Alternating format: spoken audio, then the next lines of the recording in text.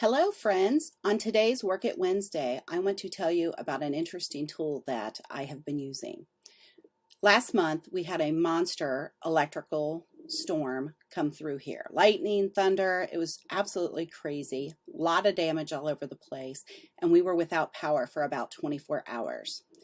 I knew as soon as the storm started that I needed to shut down my computer, but I had all these tabs open and I did not want to lose what I was doing.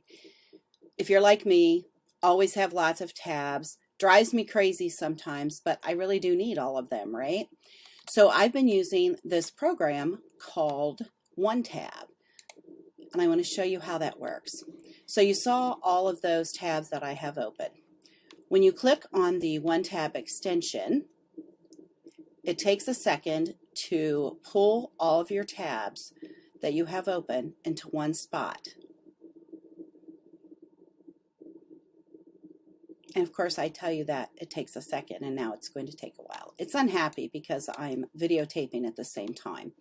But as you can see, I had 9 tabs open right now, okay?